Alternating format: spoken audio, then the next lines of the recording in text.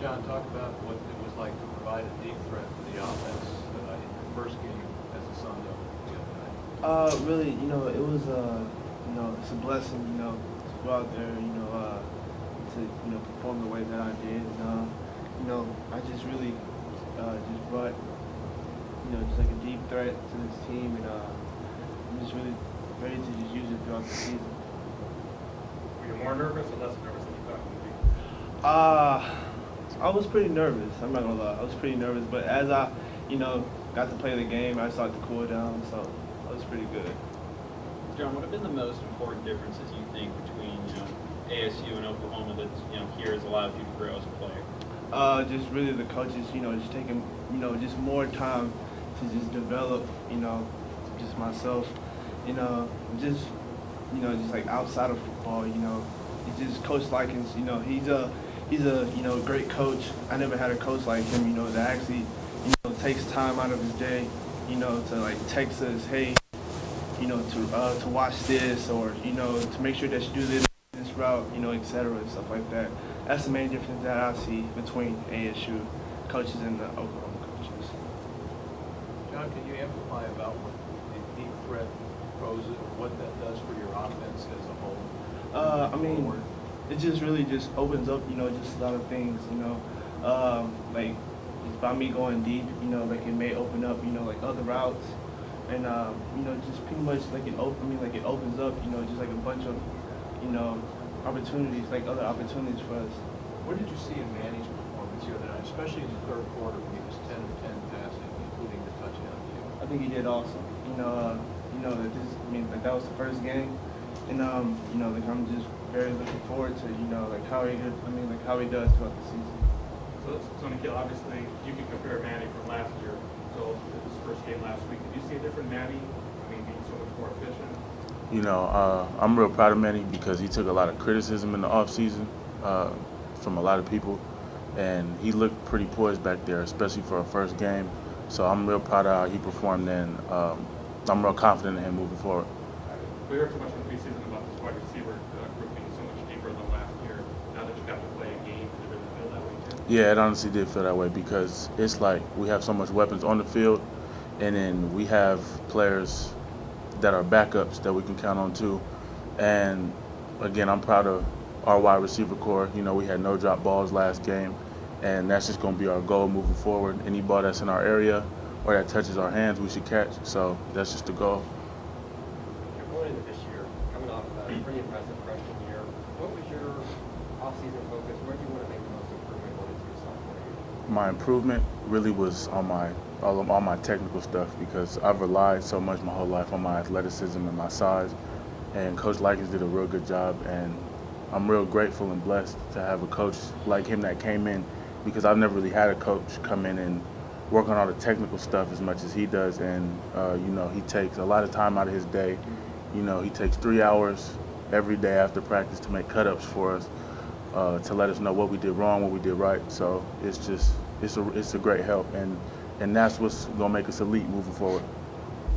How's he done on that stuff, the technical aspects of his craft?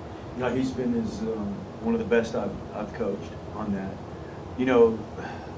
The way I look and evaluate receivers is, do they take the classroom out onto the field that day? How long does it take them to take classroom instruction and then go out and do it on the field? And he's one of the few guys that, he goes out there and right from the beginning of practice, he's trying to do all of the things that we talked about in the meeting. So he does a tremendous job with that. He's a lot smarter than he looks. So when you look at those numbers by Manny, Coach, obviously a lot of credit goes to Manny, but a lot of credit also goes to wide receivers. When you see that efficiency rate, just talk about that aspect. Yeah, I was really proud of him. That you watch the game. We didn't drop a ball. We made a lot of big catches that kept drives moving, especially on third down. That was huge. They just did a great job. They ran pretty quality routes. There's always room for improvement.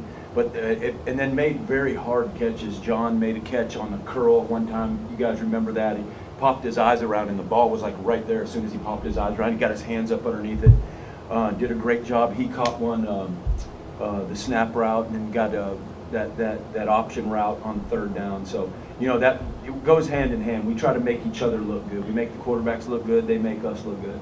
You spent so much time in the offseason working through scrimmages and mock games for that game-day communication, for Yeah. that workflow to be smooth. There's obviously always bumps when you talk about a brand new coach, Yeah. brand new players, but how do you feel that process went? Oh, it went great, you know, and give credit to Coach Graham and Coach Napier, because our system, the way we do it, and the way I did it when I was at Cal and Louisiana Tech with Sonny Dykes and Tony Franklin, is, you know, game day, there's a lot of different stimuli hitting kids all over the place on that first ball game. So what you want to do is try to make the game exactly like practice as much as possible, and just the only difference is there's a bunch of people out there watching you, right? And so we practice our game day situations. We practice that on the sideline all throughout practice. If you guys have been in practice, our signaling, communication, all of that. So we do that every day, so that game day is not any different. I feel like they did blocking. I thought we were. What did I tell you in the meeting? I thought we were average blocking. I thought we went to the right people, but I'd like for us to be a little more physical, and hopefully that'll show up this Saturday.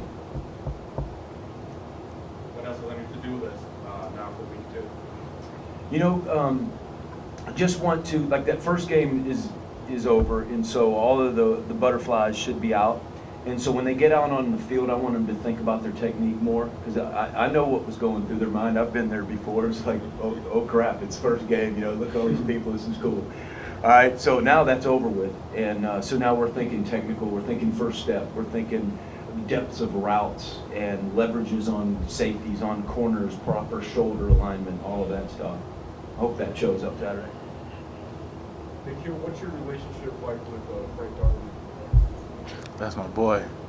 You know, me and Frank and I got real close last year in the off season, and that's someone who I hang out with a lot outside of football and not just in the facility. So I got his back for sure. How would you describe him Wild. You know, yeah, wild. But you know, he's a great dude. He always has my back. You know, I can count on him for anything. So, yeah. Is he the best dancer? Nah, that's me. John, San Diego State, people think of them as a great running team, but their defense is ranked among the top 20 in the nation the last couple of years. What do you see there, and what do you think will be the keys to moving the football against them? Just really just playing our game. Nothing. I mean, like, there's nothing to it really. I think I know that we can, you know, punish these guys. You know, like you know, just me, myself, Nikhil, Jalen, like pretty much everyone else. You know, I think that we really get after these guys, and you know, just outdo them.